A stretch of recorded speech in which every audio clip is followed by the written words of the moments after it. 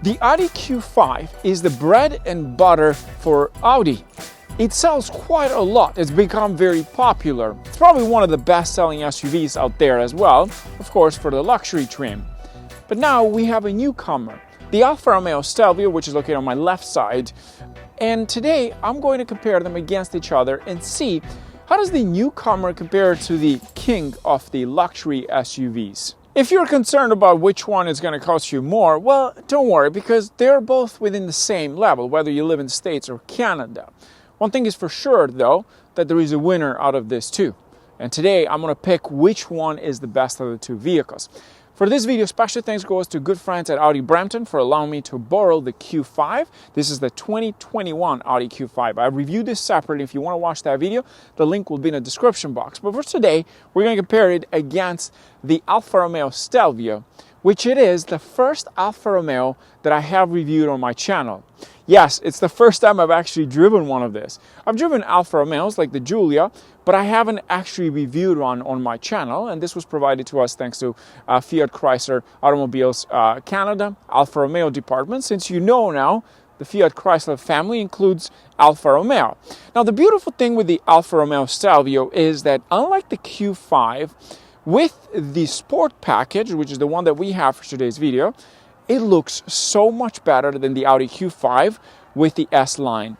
That, of course, is my take on that. Maybe you have a different opinion. Let me show you first what I love about the Alfa Romeo Stelvio, and then we'll talk about the Q5. The first thing is, of course, the design. They're both similar shapes.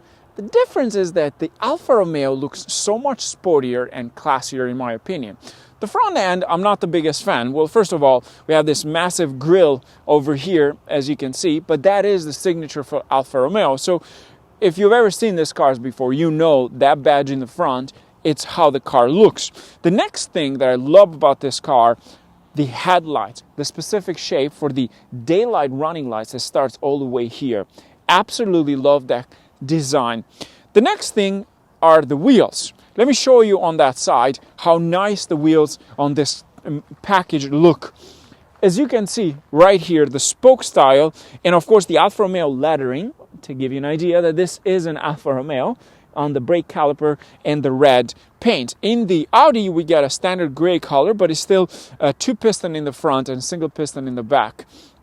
The next thing I love about the Alfa Romeo is the shape on the side. To me, the Alfa Romeo looks more like a Porsche Macan rather than any other SUVs. It's very similar to that. We're talking about this design all the way through. And then at the bottom, again, similar wheels in here too. Absolutely love that style. And then we have the Alfa Romeo lettering in the actual brake caliper, as you can see. Beautiful style to complement the car. Now let's move on to the back, and I'm going to show you another favorite thing about this car. The rear end, out of the all areas in this car, my favorite is the rear end. What do I say that? The shape in here, it's more like a, again, Macan style, coupe style, like the Audi Q8 kind of style. The Q5, it's a bit different in my opinion, is not as appealing as this. That, of course, is my preference. The next thing I love about what Alfa has done with this vehicle, the exhaust pipes.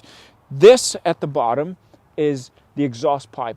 Now, the tip itself, it's not connected to the exhaust system, but to give it an aggressive look, and of course the sound as well, it's quite impressive. The next thing I love about the Alfa Romeo is the front area.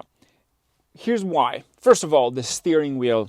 Beautiful steering wheel, very grippy, and on top of that, it has a beautiful design, very much like a Ferrari style. And the reason I say that is because the stop button is right here. It's on the steering wheel. So when you get in, you press that, and then bang. And then on top of that, you have a flat button design.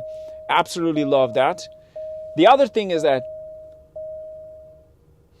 if you've ever flown before, which I'm sure you have, it sounds pretty much the same. There is a very unique warning sound. I absolutely love that. It feels like you're in an airplane rather than in a car. Some cars have some annoying noise. Not the Alfa Romeo. They've thought of everything. Top of that, the pedal shifters. Every time I drive this, I feel like I'm driving a performance vehicle. Yet this is not fully at that level, but again, it gives you that impression and that feeling you're driving a performance vehicle. The sitting position, the seats as well, They're wide on this side, and you also have that bucket style, which I prefer very much. But the sitting position as a driver in here, just look at this. You're driving, you're enjoying a nice ride, and you go into like twisting corners, and then bang, that's it. It's just perfect. It drives really nice as well with this kind of position, this type of layout, the cockpit, the driver's cockpit. On top of that, what I love about it is the fact that they offer an actual gear knob, which is again similar to the Audi Q5, a gear knob. Absolutely love that. On top of that, in order for you to change the driving modes, you have this scroll in here, and you go, it's called DNA, and you go from D, N, and A. The D stands for dynamic. Now, the other thing I love about this is the design of the cluster. Again, very performance-driven style. Absolutely love. The other thing I noticed on the cluster and the RPM, instead of saying RPM, it says giri, which is in Italian RPM technically. 2000 giri, 3000. I'm just speaking Italian. But that's what they have done in here. They have imported some of that Italian design. Compared to the Maserati, in my opinion, this looks like an Alfa Romeo. And the Maserati, I felt more like in a Dodge rather than in a Maserati for some reasons. You also have this little badge on the actual seat to give you another experience that you're driving an Alfa Romeo. Same thing on this side. Absolutely love. The only thing is that they missed it in the back. Maybe they cheaped out on that. I don't know. Beautiful panoramic roof all the way across, similar to the Audi Q5. In terms of features in the Alfa Romeo, you're still getting wireless charging pad, which is located right into here. You slide your phone. And what I love about it, they've made it big enough that you can also fit a bigger phone, because now we know they come to 6.7 inch, 7 inches soon probably. But the biggest, the Apple one, it's about 6.7 inch. You can easily fit in here. You slide it under and you're good to go. I love that they've thought of that.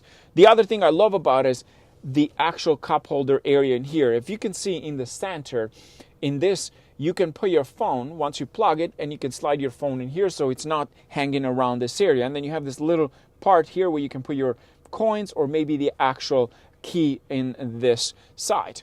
Now here's what I don't like about this car. First of all, I don't like the infotainment system. I find it to be small. For a family SUV, this infotainment system needs to be bigger. The display, for my opinion, it's a bit smaller. It's not as intuitive. So if you can see right now, it takes some time. It's not the quickest I've used. I think they should have gone for the Uconnect, which in my opinion is far better. The other disappointing part is that with this package, you don't get a full 360 camera. You only get a backup camera and, of course, the parking sensors around the vehicle. Now, they're nice to help you when you try to maneuver around a parking spot. But even the camera quality, in my opinion, is a bit disappointing. They could have done better. This is where Audi started winning a little bit more. But other than that, everything is pretty standard. You're still getting Android Auto and Apple CarPlay, heated seats in the front, heated steering wheel as well. We have a dual climate unit located into this area. And of course, in the back, you get heated seats as well. Now, here are some things that I love about the Audi Q5 compared to the Stelvio. First of all, let's start with the engine. Let me open the hood. And here we go.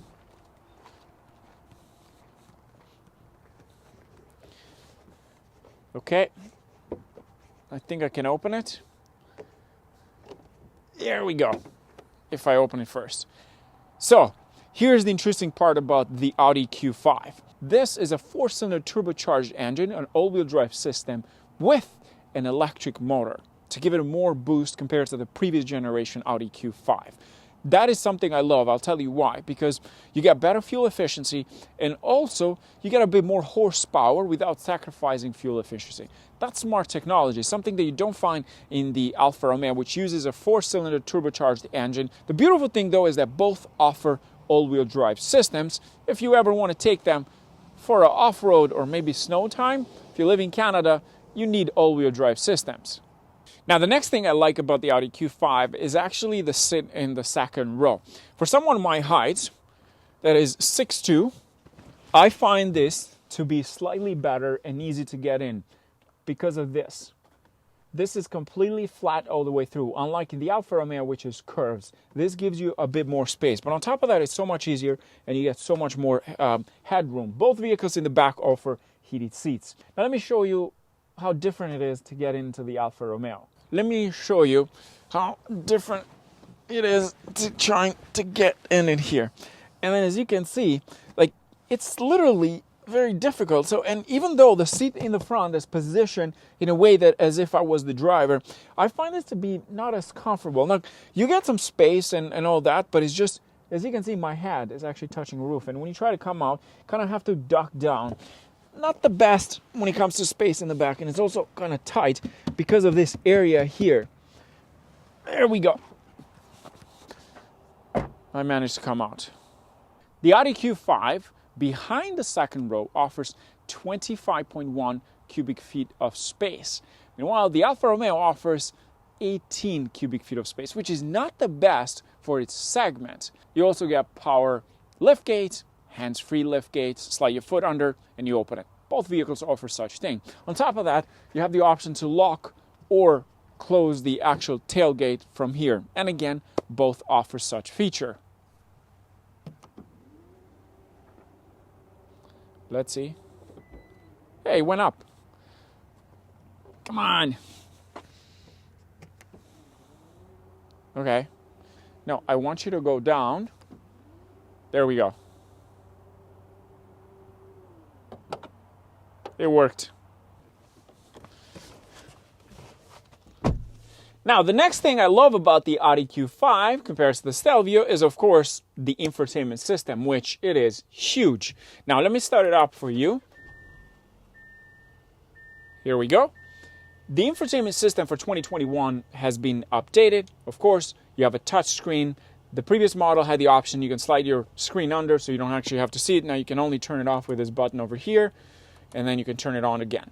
But what I love about this is that it is so intuitive compared to the Alfa Romeo. It's pretty quick. On top of that, the navigation system in this vehicle is powered by Google. So you don't actually have to use your phone. But the other interesting fact about the Audi Q5 is that it offers a wireless connectivity for your Android Auto and Apple CarPlay, which means you don't have to carry as many cables as I have in the Alfa Romeo right now. You connect your phone to the infotainment system and you're done. Brilliant, right? The next thing I love about the Audi Q5 is actually the cluster, which it is full digital and you can also display the map. You can change the view. You have a full map view. That is pretty amazing. The next thing I love about this vehicle is actually the 360 camera, because you have a massive screen over here. Here you go. You can see. But the problem is that if you open the door, you can't see on one side. That's a bit of a... It's a bit of a problem for some, but you got to close the door. And you can change the viewings, as you can see. And it is very, very sharp and clean. That's one thing I noticed with this infotainment system. Something that the Alfa Romeo, unfortunately, doesn't offer with the package that we have. Now, the other thing I love about this is actually the style of the infotainment system. So if you hold this, you can adjust and change all the menus and icons wherever you want them. Depends on where you like to have them, which one you want to have easy access to. That is pretty cool. On top of that, the Audi Q5, to keep your drink cold or warm, has come up with a brilliant idea. Now, with the Q5, they offer in the center 2 cup holders. You put your drink in there, and you can keep it cold, or you can keep it warm. You have the option. So besides the seats that are warm, your beautiful warm coffee during a Canadian winter can stay nice and warm right in here. That's very smart. The actual wireless charging pad, it's nowhere here. It's right in here. You put your phone right in here and you're good to go. In the Audi Q5, you got a power steering column. You know, you don't have to work hard for it. Just press the button in there. That was pretty good, right? That went all the way through. My camera guy is nodding as well. He's agreeing. I can play with this all day, right? The next thing I like about the Audi Q5 compared to this is that it's so much higher off the ground. Take a look at that, the Q5 versus that.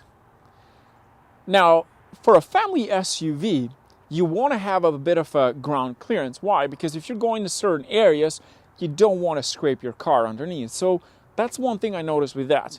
Now, how do they drive on the road is the next question, and that's what we're going to do next. I'm going to take them for a test drive and show you what I like about one versus the other one. Let's go for a drive. So let's go for a drive, and let's take first the Audi Q5, and I took the wrong exit here. I don't care. Sorry for that, guys. Let's take the Audi Q5. Now I want to make sure that my cameraman can, my buddy here, he's helping me out today. I hope he can hold that phone while I'm hammering this down, but right now we're in a bit of a difficult area. Let's put into sport mode. I'm going to show this guy how quick this thing is, but then we're going to jump onto the Alfa. Right now it's around 40 kilometers here. Give us some speed, people. I need some speed. Okay, we have it in sport mode, dynamic mode as well, and here we go. The 40 zone is gone. 1, 2, 3, and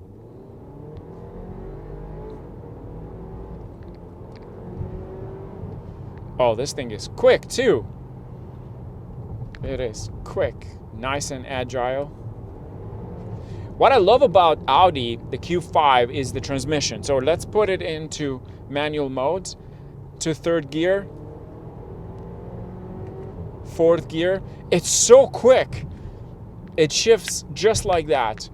Now, you're not going to actually use this for a drag race or anything like that. I mean, you have, if you want to, you can, but it's just not for that kind of car, if you know what I mean.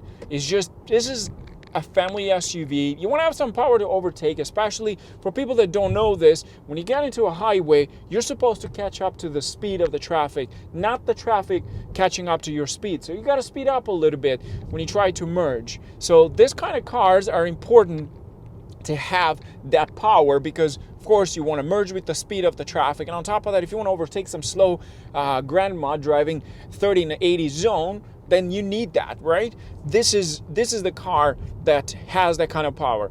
Do I feel this faster than the Alfa Romeo?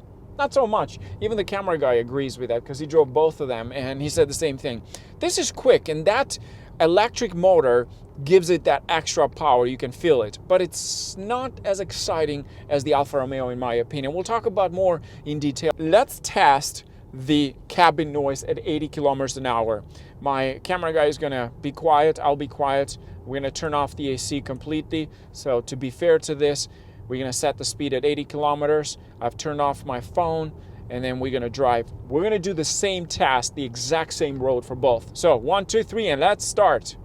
Okay, so in an 80 zone, doing 80 kilometers an hour with no traffic whatsoever, this got us 62.8. That's a pretty good number. Now keep in mind that this road, actually, it's not completely well paved. There's some cracks on the road, which of course will take the Alfa Romeo the exact same area. We're gonna do the same test, is 62.8. That's a good number. That is a very good number in my opinion. The cabin noise test showing the Audi is doing very well. We're gonna test the actual Alfa Romeo as well, but now the next thing we'll talk about is comfort level. The first thing I noticed with this, and I'm sure my buddy here is going to agree with, this is a bit stiff. Feels a bit bumpier, right? It feels a bit bumpier compared to the Alfa. Alfa has a more soft ride. And the other thing I noticed with this, compared to the BMW X3 that I compared, the Alfa Romeo, is that this actually doesn't have the best visibility in the back. I think the Alfa Romeo has better visibility in here. It feels a bit smaller on my right side, but you have the blind spot assist, so you don't have to worry about that. On top of that, you have a full 360 camera, which you can turn on and basically get a better view of everything. Now, what I love about the new Audi is the infotainment system, the cluster. They have imported some things from the previous Audi Q5.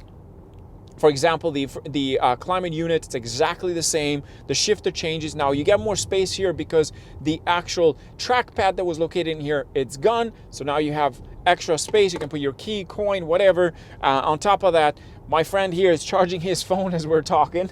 And then, but here's the problem too. If you want to charge your phone and actually have the cups in there, what do? Well, don't worry, because Audi has thought of it. You just slide this thing and now you have access to that. So they've thought of everything. Don't worry about it. It's not that your phone won't be charging as you are actually warming up your nice coffee in here.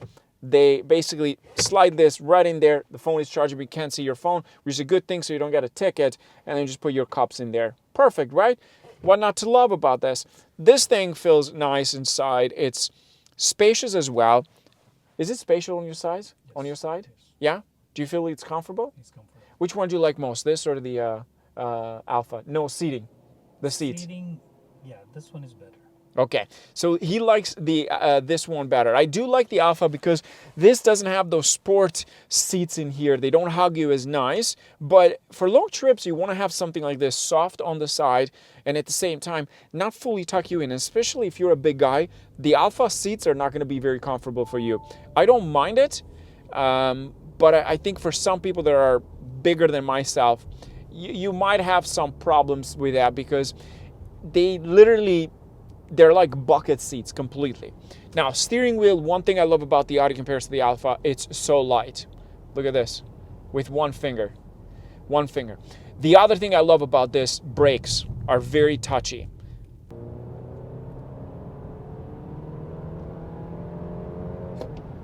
Nice. Nice. This thing, you always want to drive it fast. Oh, the torque. At like 3,500 RPM, it just kicks in. I love it. The annoying thing about this is just brakes, in my opinion. Brakes are very, very, very soft on this. Like, you really got to push it. Now, let's do our test for the cabin noise. And let's see how quiet or loud this thing is. We're doing 80 kilometers. I believe the Audi was at 62.8. Let's find out how quiet this thing is inside. Okay, let's get to 80 kilometers an hour. Okay, so the Alfa Romeo got 62 dB at 80 kilometers an hour. That's actually lower than the Audi, about 0.8. It's not a lot, but there is a slight difference. I think generally they're almost the same. Would you agree, camera guy? Yes. Yeah, like the cabin noise is not as loud, and both are like very, very similar, right? Now, what I love about the Alfa is this area. It's so driver's focused. It's very like performance driven from all that style. I like this. It's one of my things that I like the Alfa. I also like the exterior. I like the front end. The rear end is my favorite.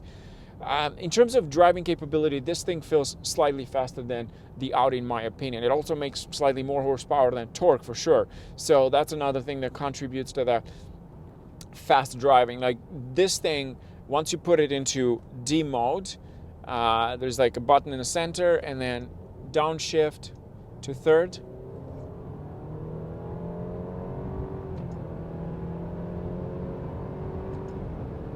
Oh, it's so good.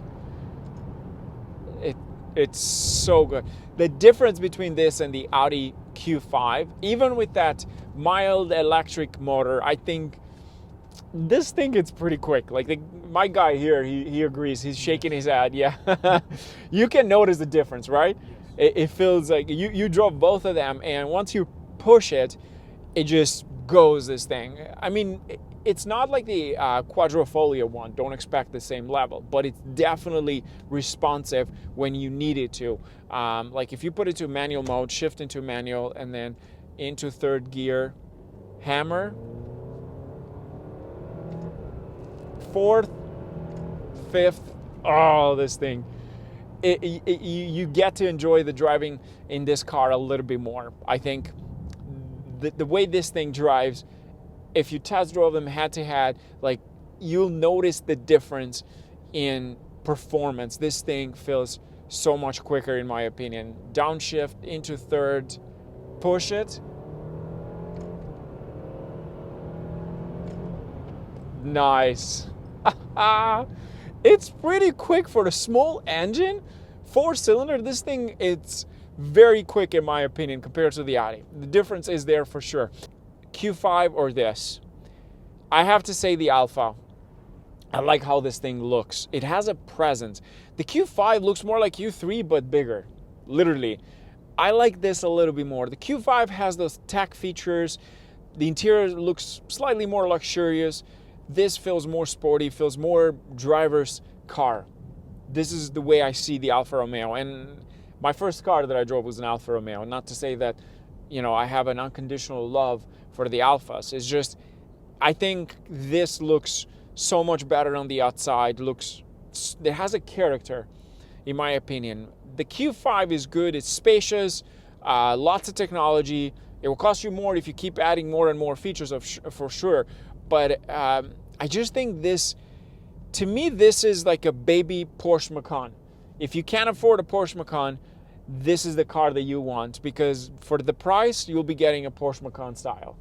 I think this car looks really good. The Alfa Romeo has done a fantastic job, especially with the rims, with the brake calipers, the rear end, the color, the interior color, everything just works perfectly. With that in mind, thanks for watching, and always don't forget to subscribe. And if you're looking for an Audi Q5, if the Alfa Romeo is not on your list and you're looking for the Q5, it's still a fantastic vehicle. My preference is more towards the Alfa. That is, of course, a preference. It's not that the Alfa has more space or anything. They will do the job just fine. It's more of a design preference. That's what I like about the Alfa. But if you're looking for the Q5, Audi Brampton and I work together to provide with a promotion or a discount for viewers that are watching my videos. You can find the link for that in the description below. With that in mind, stay safe and thanks for watching. Cheers.